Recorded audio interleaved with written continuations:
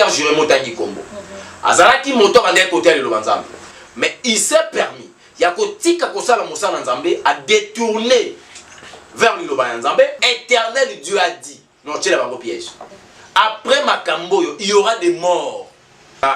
Na niveau de France, il y a un pasteur, Paul Mukendi, Azal le condamné pour un viol. Église est comme un roi Wenze. Dieu n'importe quoi ça se faisait. Parce que nous avons jamais qu'évangéliste a retiré dans la poisson. C'est impossible. Quand la mingi était la chaîne, il y a évangéliste Roger Baka et Bandoleka et puis l'international. Tous en samedi samedi dénonciation. Maza innocent. Exemple, vous en venez nous demander. Il faut que le bac est montagne. Nous n'avons pas justice pour nous quantité. Et comme il va passer au monde qui a libéré. L'État congolais a présumé que l'évêque est innocent. A présumé. Gardez la foi. Le pasteur, il faut garder la foi. Vous devez garder la foi. Comment est-ce que le pasteur va recommander à mon niveau? Bon, évêque, allez-y comprendre. Il faut fungula les anges. Ne pas bimsi. Tant bakanga Pierre les anges. Bakangi Pierre. Ba ange ba fungoli ba porte nous porte à sous les alaki place Pierre azalaki. Bon ya obimisa il va ça l'évasion. Et puis combien de personnes ont intercédé même l'église na yekuna. Ce sont des anges, il y a un moment d'ange besoin de désert. Donc il y avait fungo la porte, ce qu'on yoki fungo les anges. Mais oui, il y a un moment de ce qu'on va comprendre que était aussi mutoro simbate. Avec ce qu'on yoki dans la table la fenêtre, yo bon les canibo sauver la porte. Bon la fenêtre na fungo la ange. Je dis liste ya moula. Il y a de musu ba OK. Boga, on a beaucoup boga. Na yepé, bon yena. Il pas OK.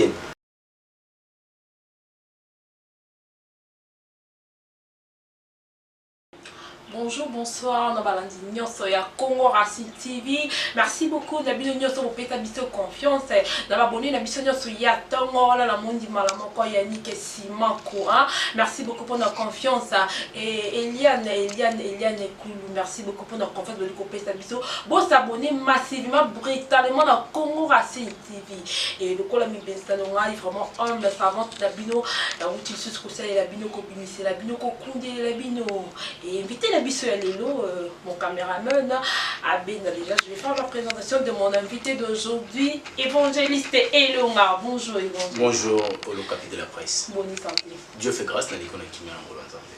Merci, merci beaucoup évangéliste. Le évangéliste comme un peu là toujours l'actualité, on t'a dit qu'on les cas surtout mingi ba chrétien, on va dire qu'on peut ça passer, on va dire qu'on peut ça peut sengo, même si on va dire qu'on finga, même si on va dire qu'on loba ba pasteur boyna boy, makambu kola kola makambu zalika ko bima la monde ba pasteur, zalika ko CCT, zalika ko peut ça passer, zalika ko peut ça sengo, et puis comme un peu qu'on lobe la stérilité pas banda basi, ba la basi belé ko ba benga kingai, ba bino comme la presse comme on a beta 10 ans na bota raté. Ça le bien, on a dit qu'à Zemi, Bazemi Sopanak. Ensemble, maintenant, je te convainc un peu qu'au côté de paramètres, à expliquer pour peuple de Dieu et comprendre comment on a dans le tambola, moi, dans la milité, parce que dans le toujours, on a pour notre côté, le pour qu'on a pour soi. Et vous tout le monde, pasteur Jérémy, mon poste sous, parce qu'on publie quand la milité a. Il y a des gens qui nous bannent, qui nous évangile. Qu'est-ce qui se passe pour le serviteur de Dieu? Ézéchiel chapitre 3, verset 20 à 21. Il y a mon les aboulés. Merci. Il y a mon attendre ceux qui permettent aux analystes qu'il y a un mot et pas un chant Saint-Esprit. Mais du côté un moment où il y a communication dans mon conzambé. Donc, vous priez. Pas de problème. Éternel Dieu, te péché merci. Nous en balola, il y a occasion et au de sous. Voilà pourquoi nous avons mis Mingongo Nyonso et c'était à Pambaten Kolo Yolingi Koloba. Maloba na onde bon moi. Toyoka baton Kolo vi na biso échangeate, mais tant toyoka ba stati a vi na biso échangeant. Na yango to sengi yo chomachia oya koyoka yo lelo, mbongo wana pe kota kati na ye. Na kombo na Yesu Christ. Voilà pourquoi to sengi présence ya Saint-Esprit azala maître. Il y a communication au centre. Ils ont confessé comme on a été Sika dans le nom de Jésus. Nous allons se prier. Amen. Amen. Ézéchiel chapitre 3. Et tozotanga liloba na Nzambe po makambo yo biso batu toloba esute. Parce qu'on a beaucoup parlé de ça. Tout le monde dit batu mabe. On me soit lobi yo évangéliste Elonga. Yo l'évangéliste Roger Baka Moussala Bozoa ya ko dénoncer baninga au mona wa place musulman zo telemela musulman au mona wa place ceux qui nana zo telemela nani c'est toujours vous bino bwana bolingoté Non, dans Ézéchiel chapitre 3. Mais dans verset 19. Totangi 19, totangi 20 et puis na 21, na suki suana. Pour la couper ça, réponse suana. Na tangi na kombo na Jésus Christ. Na bana 19. Mais si tu avertis le méchant et qu'il ne se détourne pas de sa méchanceté et de sa mauvaise voie, il mourra de son iniquité et toi, ton âme sera sauvée. Amen. Amen. Ce qui n'a pas quoi avertir ba méchant. Bango baboy ko détourner na mabe na bango wana. Balulika ka mabe wana. Soki akufi na masumu na ye wana, ngai muto na soki tan ko avertir ye am na ngeza sauvé. So ba mona évangéliste longa to évangéliste Roger Baka, to telemaka to évangéliste Enoch. To telemaka wana pona ko luka ko beta film. Ko zongi sabande ko na vraie repentance. Ko zongi sabango na nzela. D'abord, c'est pour sauver nos âmes. Pourquoi? Parce que nous avons la vérité. Alors, nous voulons que sur cette vérité que nous avons, tu vas propager en gros la basusu. Pour ça, ça va sur l'anzela. Ce qui a boy, aligné comme masum. Na masum, on a ici va kufinga à sauver. 20. Si un juste se détourne de sa justice et fait ce qui est mal, je mettrai un piège devant lui et il mourra. Parce que ce qui est malheureusement, besoin de ce qui est injuste a détourné, soit à baisser justice au Congo. Donc, Motomalam a tiki kosala bolam.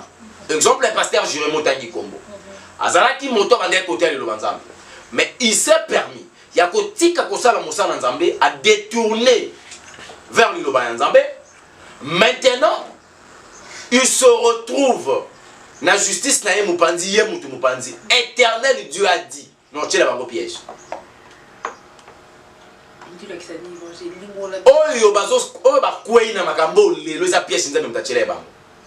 Parce que c'est un détourné qui vers la justice.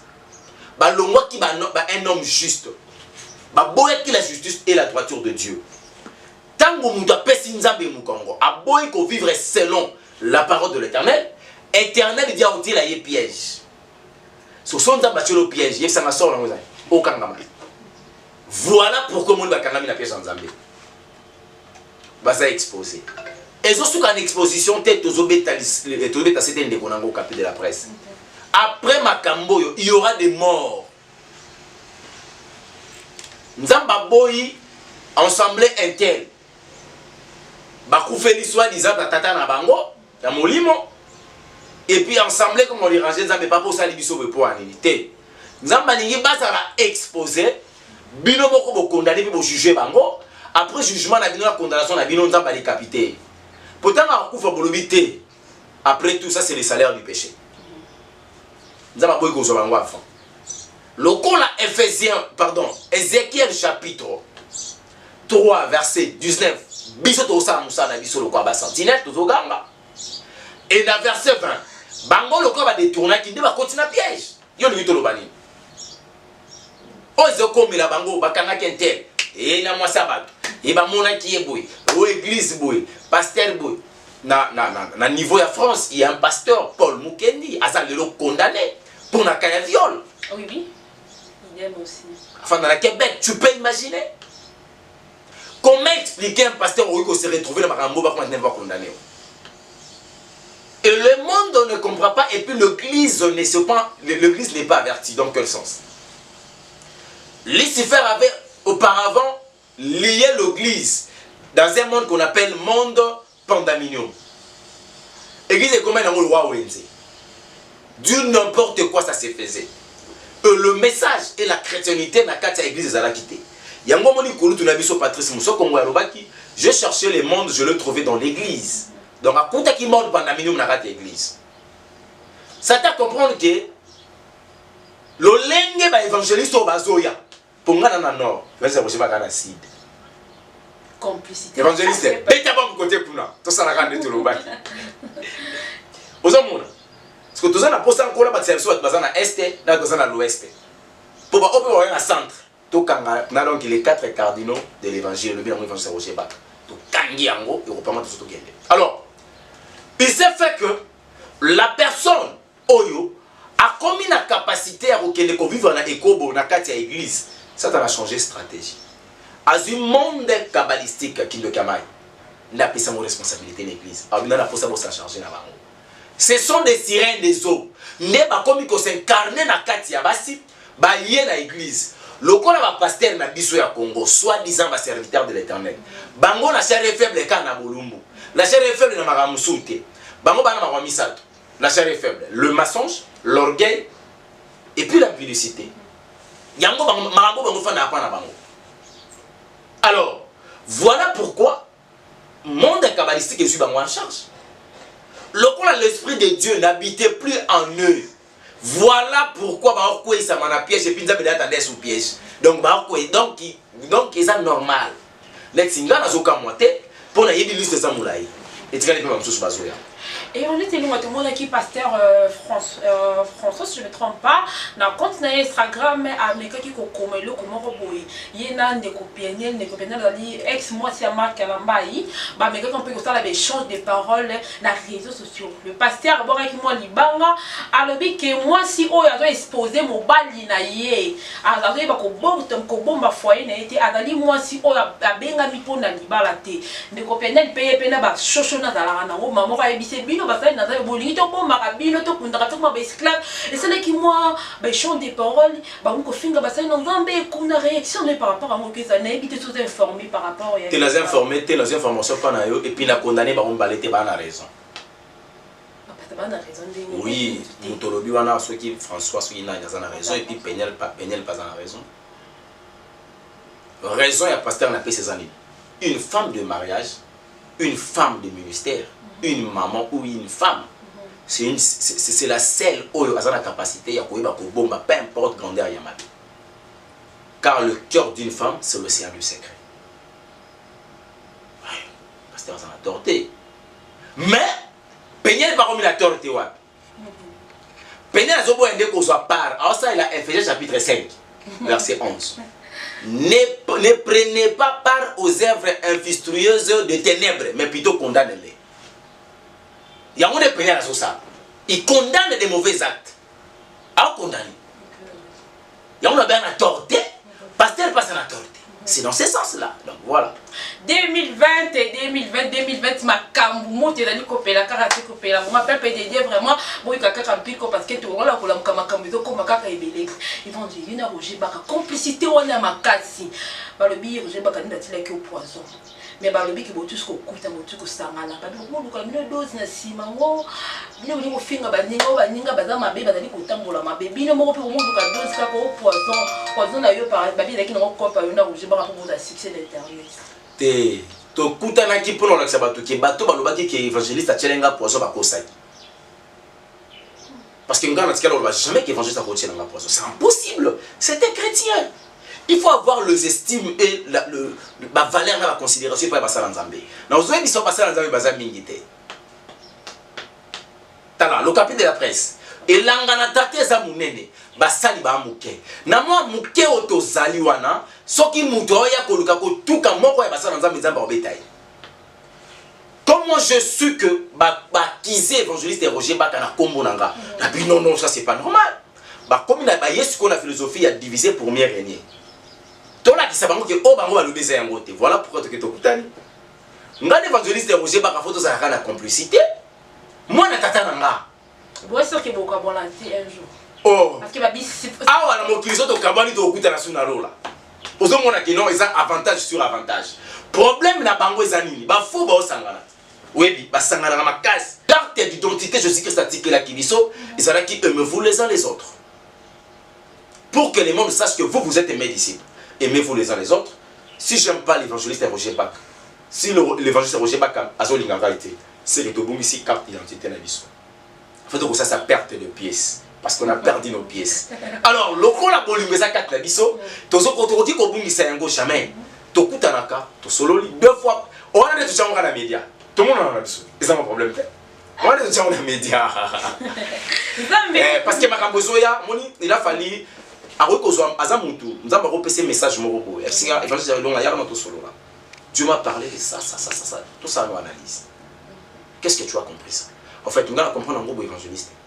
d'accord, tout ça pour sauver les âmes. Tout ça, il y a un ministère, comme ministère évangélique. Nous avons tout le front. Tout y est yiba. Ko boto la satana bato o ya yibaki. Biso évangile c'est ça le fangwa. To ye to botoli, to bundi na ba démon, to kwesi bango ba kao, to botoli pate ya tata, to ye na pate ya tata to boaki na mai, veut dire to pese siko liloba. Et il mo évangile le baka faut avaler le rouleau. A mélicia liloba nzambe. La personne a commis chrétien. Après avoir commis chrétien à l'équipe de délivrance. Après délivrance, tu peux tirer les bergers. Si tu m'as bien berger, tu peux te dire moi mon tu net yo sel. Sel. Tu es aux yeux là tout le monde a ta présence satanique. Tu es ambitieux Jésus. Tu paye, tu salut délivrance. Aux yeux na baptême. Tu peux tirer le berger à Galambio. Maman il faut quand aux yeux ma photo ma vidéo au publier sur berger. Ma bien ma berger Moussa tu es moi. Aux yeux ma bien na bango. Évangile c'est qu'à Moussa là yéli moi aussi pour aller à moi la moi je connais qu'on encadre la vie chrétienne on peut s'enseigner tiens il y a juste seulement que l'on va servir bilamba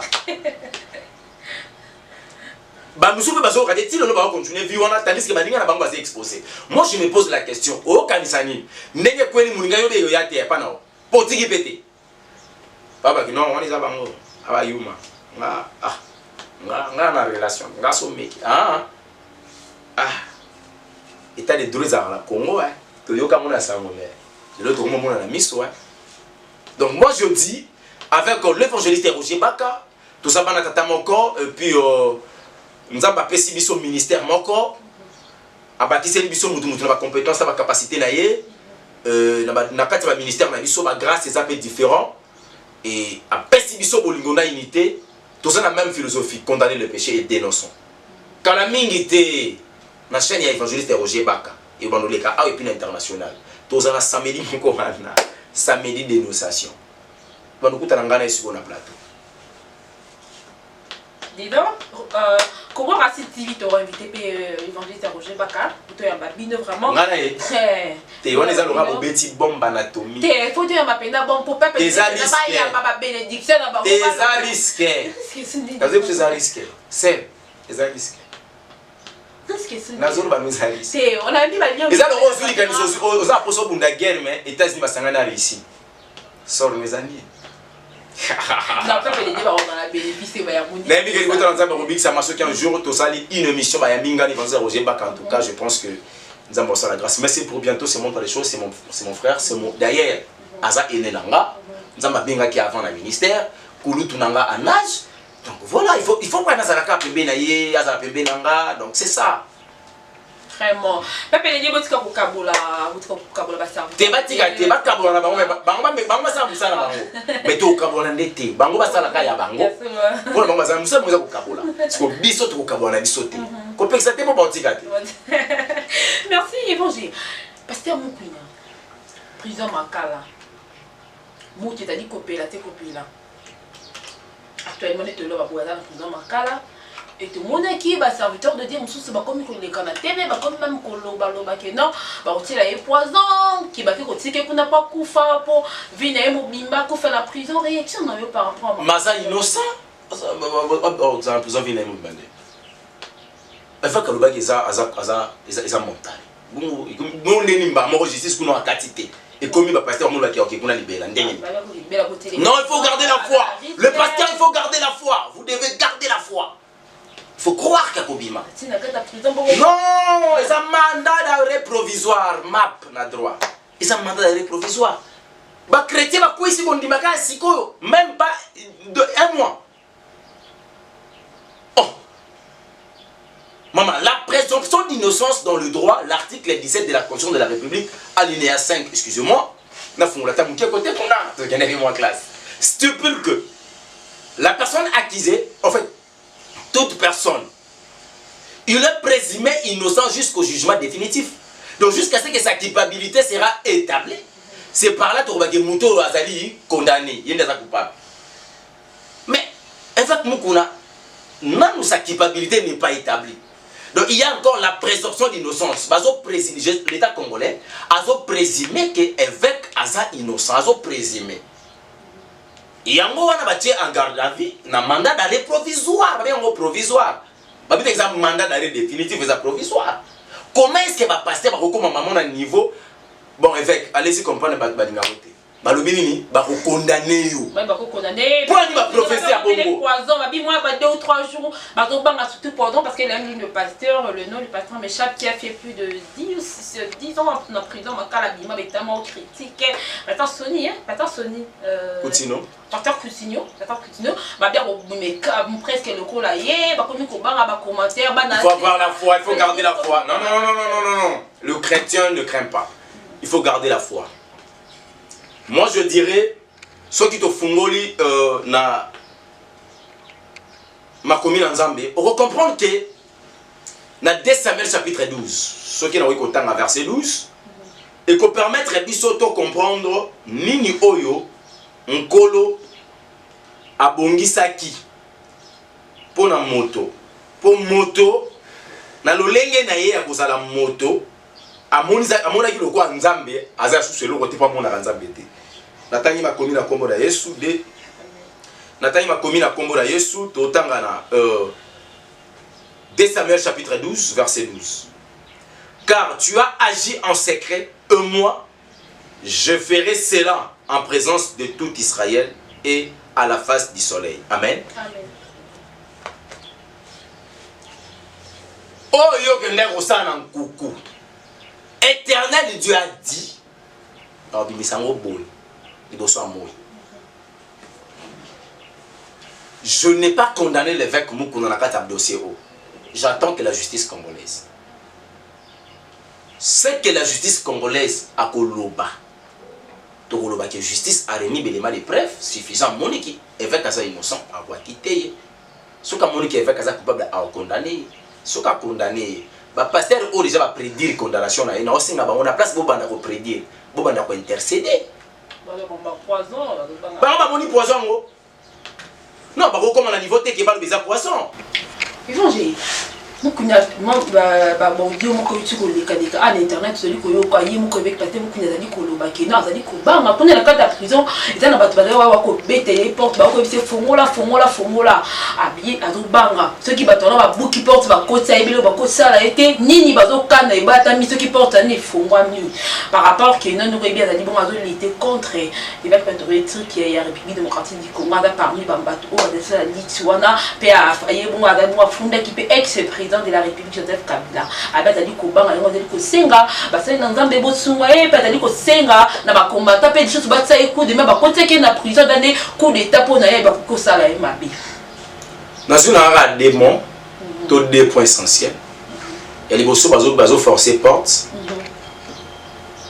bon na kota prison makala te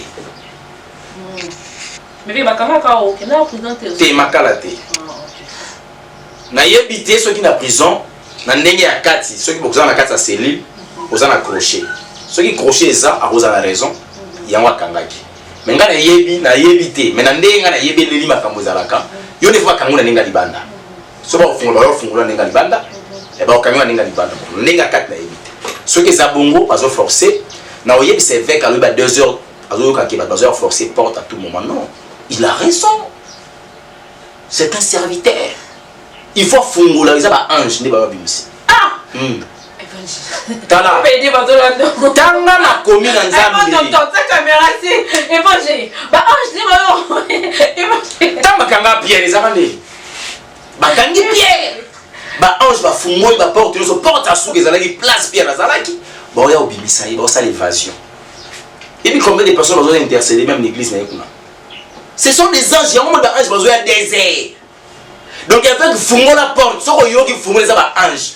Fungola bima, OK, ne poser la poste libération. Non, et s'il vous plaît. Ça c'est un putain de l'évêque Patémo Kounia. Au quoi na miracle était. Tu ne crois mais hier. Tu vas passer à libérer na miracle. Ba oyebi so mamola zo le kiza ba ange. Po bango ba ndimela miracle. Oh.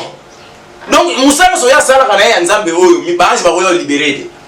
Bon la lolengi wana. Mais oui, il y a un discours pour comprendre que tu es aussi muto aussi mbaté. Avec ce que yo la fenêtre, yo bon les bo souber la porte. Bon la fenêtre na fungula ba ange. Ata na miso mpongo. A fungula ba ange. Deuxième pour lobby. A lobby makambotali ceux qui éveillent patriotique. na éveil patriotique na ye tout consort peut-être yango ne sali ke bakanga ye bakoboma ye tout consort là je sais pas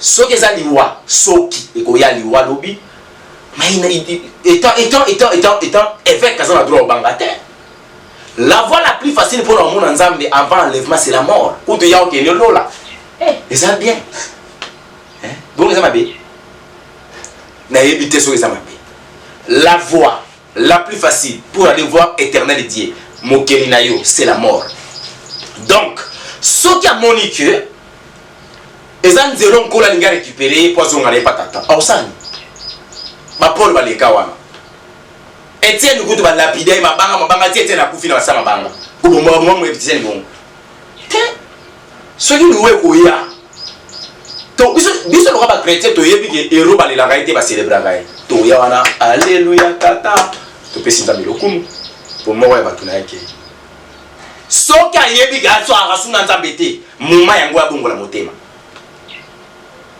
moment yango ya bongo na motema éternel Dieu aza juste et fidèle pour nous limiter ça peut qu'on pardonner éternel Dieu bien makambu na yebite makambu yango ya na l'état et ça makambu ya éveil patriotique tout ça makambu ya chibola selon les informations l'évêque par exemple à côté qui prend makambu ya chibola bon parce que éveil patriotique yo lukana mais ba beta menor et juste sa couverture ndenge totali ko ba approuver pour l'état dans la position de l'eau, on va prévenir ça. On va prévenir que la main nous renvoie. Maman non, il y a du sobo, hein. Jérémie chapitre 12 verset 12 pardon. 2 Samuel chapitre 12 verset 12 c'est clair. Ouais, ça là qui n'a pas beaucoup. Ça va bien son amour. Ce qui est juste à bouillir, pour détourner, ce qui est juste à détourner vers sa justice. Ça va les pièges. 2 versets dans le temps ça va. Ézéchiel chapitre 3 verset 20 na 2 Samuel chapitre 12 verset 12 né yango muti etambusa bango mais liste ya mulai je dis liste ya mulai ena ndeko musuba okende boga mona mboke boga na yepe bo yena yepa okende okende dela mateta okomate na matete sumukolo chaka no matete makangi il va avoir qui va passer à ma tête Tony va mon cœur ma tête va passer à ma tête tu passer à moi ma tête à commenter soit c'est là Nicolas qui merci beaucoup de m'abonner à Racine TV bon s'abonner massivement brutalement na Congo Racine TV il faut toucher un peu point pas PDD va communiquer la kibiso ba loba ki mingi à propos de la stérilité ils ont passé belé ba beti ba 10 ans ba 20 ans na mabala ba mona ka mwana te musa lo binga tu na zuka zemi o mona zemi pas est-ce qu'il y a un chrétien un chrétien oui il est un chrétien bien sûr musa lo binga ine na za bona banda to na bala ki na ngana nute na banda na ngako longola ba zetu musa binga na bota ka tu mwana moko libanda meto kana kota ta place à confesser pas na o tant na bala non te na banda na ba zetu pas na yo à confesser pas non. Ce que solution au bout au pied. Non oui. La stérilité d'une femme est en réalité belle. La jusqu'à 4 points. Tous à la rapide. Premier point c'est que ce cas pécheur. Elle a eu toujours le temps pour avorter, mais qu'il a eu fan d'aller des tourments. Les organes la des faveurs et puis le monde de ténèbres. Ce qui a boire en maya kalam, ils ont un monde kabbalistique. Soka boa kina nzela eza na monde pandaminyo soka boa na fulu a souffrir na monde pesifera ezo zelai donc c'est là où akeko kanga bana na nyonso donc progéniture na yeki ego ko bima sous-souté parce que za kuna c'est mon soin les ata ba zemi mikio wa benga ba zemi mikeza ka zemi yo benga zemi ya muke so ils a un jour zemi alors le roi Zalaki champion dans l'avortement azala champion dans la confession à Obota azala champion la confession à confesser et pas basa nzambe basa li prière il y a délivrance pour naie nzamba kosala ngolu soki nzamba lingi parce que tout dépend de la volonté de l'Éternel Dieu tout dépend de la volonté les abisotés et ça alors deux hommes de choses Rosa a 10 ans Rosa a Anne pas à stérilité à Anne ça a été pas le ngola basé et non parce qu'azalaki pécheur. Mais intérêt en Nzambe na robota ya Anne ezalaka te. Ana oyebisa Nzambe Seigneur sunga na temple. Tande penina osekanga. Nzambe oh do yo luka mona pona penina. Na pia hotel. Babo kilo ba sebe ki ba ko tiola. Et kasi soza pona babo kilo zela. O umela.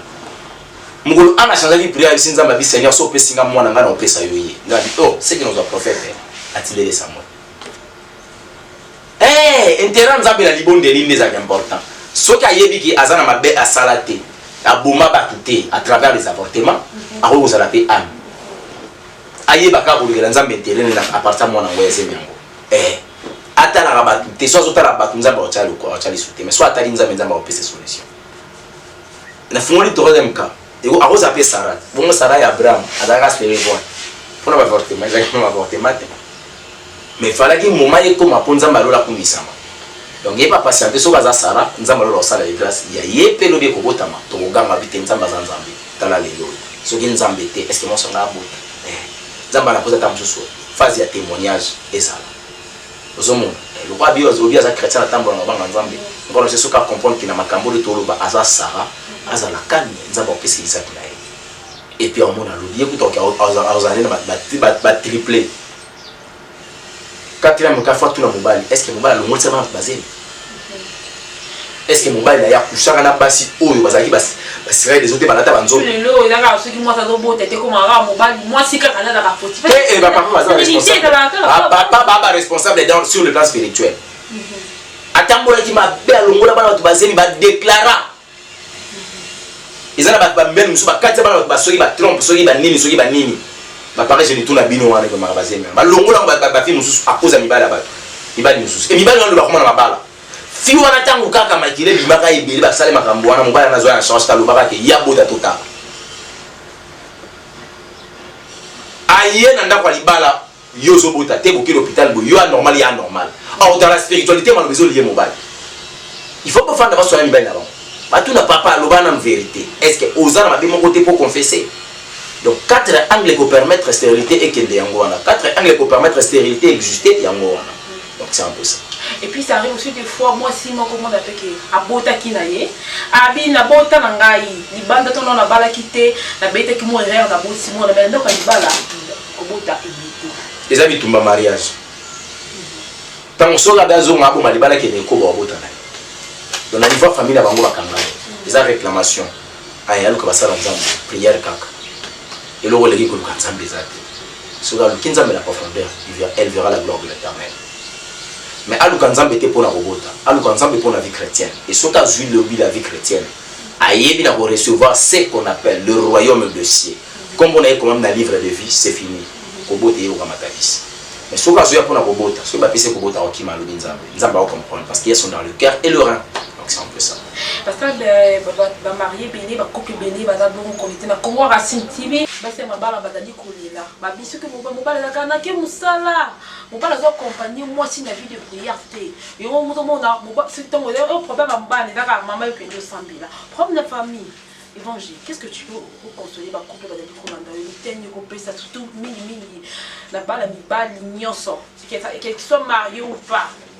Les hommes aussi, nous avons une obligation. Pourquoi? Parce que nous sommes d'abord des créatures. Éternel des créateurs.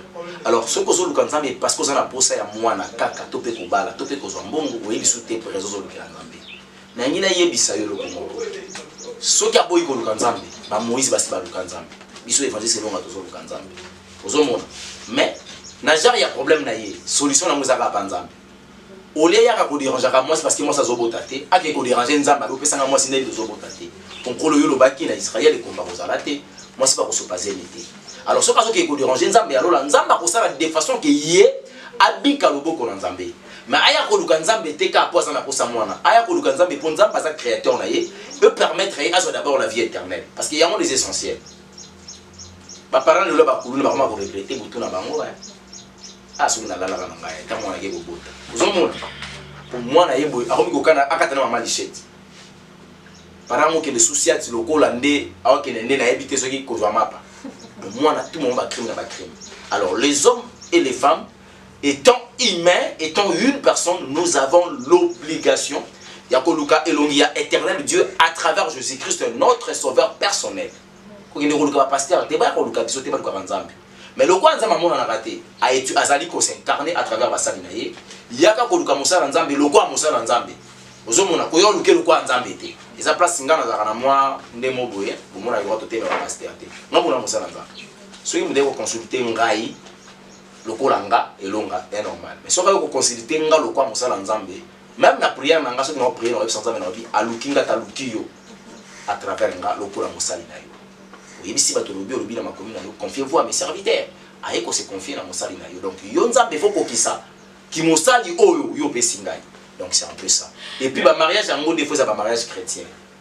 Soki ni ba les mariage chrétien te ba sort nango yango. Tant que tu as ba na mobile na yo ba kete na mona ko bongwa na yo.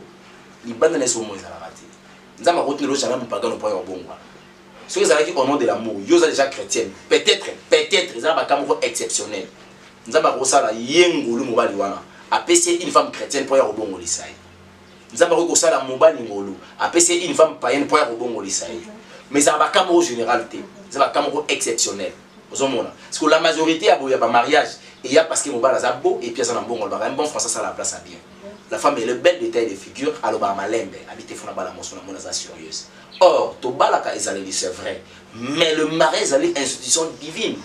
Il faut ne pas en Zambie, il faut que pas ya mukolo institution pour tout naïe est-ce que c'est la personne a reconnu la mariage toté. Soko luki nzambe te ou ke na ndenge na yo. Protocole merci beaucoup merci d'avoir abonné nyonso ya Congo Racine TV. Prochainement te comme un peu sur coco ta sur comment ko luka nzambe nzambe ba luka kae mais ba luka nzambe ndenge nini ah ba baba nzambe te deli ko luka nzambe te deli ko luka ndenge nini na position ni bi pas ni wapi te deli ko luka nzambe. Prochainement te comme un peu coco ta ba paramètres wana toujours ensemble na ba serviteur de Dieu pourquoi pas toujours avec l'évangéliste et longa trozani sur pour na coco tout plus profondément. Et là je dis évangile au mot de la fin na ba na nzambe ni to deli ko voilà, les bottes en ensemble, Benzama Pambola Bino, na Moussala Kitoko, à tout moment, vous êtes là très branchés pour nous colocar Yokan Loba Nzambe à travers la Salinaye, Toza Yasukate. Ils ont serviteur de l'éternel, compétent, on dit que c'est pas capacité, mais la grâce, il y a un solution dans la montée, Bazan en beaucoup. Bon, c'est l'ensemble d'une manière sérieuse. Nous avons un Bazali. Et nous aussi, on a un effort, il y a un peu de médias, ce que c'est. Pour nous, nous avons engagé Bisso, Bisso Baoyo, évangéliste Roger Baka, la communication. Nous avons les médias. Nous avons la mère Mende. Nous avons convaincre, nous avons pardon, voilà pourquoi mon est un peu visible, voilà pourquoi mon est risque belé, voilà pourquoi. Alors, nous avons dit que ça va continuer. Bandeko, vous avez dit que vous avez évangéliste Roger Baka. Nous avons ensemble tous ces cas, tous les buzz, Roger Baka non, vous avez une immaturité, excusez-moi les termes, mais aussi nous avons comme la croissance spirituelle et pour permettre à nous beaucoup là, pour diviser la salle en Zambie. Beaucoup diviser. La salle en Zambie, nous sommes boyeba qui basa la salle en Zambie, bazo koi sa manakati la éco ou implicité, c'est parce qu'il va connecter dans le monde qu'on appelle le monde kabbalistique, nous devons gérer l'église. Et voilà aujourd'hui, les alliés à deux versets, les alliés au bêta ce qu'on a pour nous. Nous avons utilisé qu'à deux versets. 2 Samuel chapitre 12 verset 12. Au salaire qui n'a coucou, nous avons mis ça au soleil. Il y a mis balé. Juste ce qu'a fait justice n'a rien au Congo. Nous avons acheté les pièges. Ici. Ce qu'a il y a aussi un piège. Tant qu'il y a un piège au Kangami. Ils sont tous les gars. Il y a pas de quoi les gars. Film. Mais on peut ça. Nous allons conforter avec Mukuna, avec Pascal Mukuna et Sikazali. Et ils ont Sika place, ils ont Sika Sengote. Parce que la morale est secouée, mais Azamoto. Le quoi ça n'a pas bon, rien n'est tard. La Bible nous dit il vaut mieux un chien vivant qu'un lion mort. Tout est possible à celui qui croit. Il y a encore la possibilité à celui qui est encore dans la vie. Le quoi ça n'a pas bon, à réparer Nanzambe. À zonga la place la bandaka Nanzambe. À confesser pas Nanzambe. C'est moindre des choses. Ceux qui passent capable de courir les bosses et médias au sein de l'ibota Nanzambe partant. Dans le bin yo éternel Dieu a couillé bisa a effacer image ma bénion au satana tisaki. Alors le monde d'amba soni wana Nzambe a changé statut. Possibilité wana ezali. Akanga motema ekenjete, akanga kate ke ngana ka innocent na kata mabe. te akorisika akufaki esuli efelo ozomona ozala malamu te tata na biso abongwana eza perte ya eloko te nzambe nde aza nzambe alingi ye yango mona tike toujours en vie mais soki la butwa lelo à partir de 2 heures ayoki na porte bazoningisa afungola eza baange abanga ata fungola baange bayo ozwa babimisa na kasho abanga te koza bacriminel teveke eza baange ndenge ekomelaki Pierre bayaki mpe Petero ntango bakanga Petero baange mpe bayaki afungolaki porte abimisaki ye bafungola bazobimisa. C'est plus de ça. Contact, c'est très important. Bon, beaucoup. Ma propos de ranger, peut-être un numéro, peut-être un numéro, il va peut-être vraiment beaucoup de ranger, il va faire beaucoup, s'il vous plaît, vraiment Biki, c'est très très important pour la vie spirituelle de la bino. Plus de 143, 97, 58, 21, 175. Plus de 143, 97, 58, 21, 175. Par rapport à l'émission à l'élo, vous savez, vous allez répondre comment vous allez retourner dans le souka. Je veux que moi, c'est comme racine. Papa, la sujet. Vous avez un cadeau. Encore, oui. Invitez votre une question dans souka. À tous nos journalistes. Bon, nous n'avons pas au bénéfice de la matière. Vraiment, la bénéficie à tout le monde qui est serviteur de début de banque, mais garder dans le foie. Parce qu'avec une position d'Awana à garder foi ensemble. Et puis à se repentir pour Zambé. À ce qu'on peut le beau qu'on est du colonel, on va la dire. Et le micro tu n'as aussi pas Ozana. Merci beaucoup. Merci de m'abonner. Nyas ya Congo Racine TV. Keliana Mukulu Babarita. Merci beaucoup. On a babillon de la base Nabiso. Et je dis merci beaucoup à bon tonton. Tonton J d'Orange, c'est mon cordon. Merci beaucoup. Et pour la prochaine, tous ceux qui ont, tout le monde prochainement pour nous mater. Merci.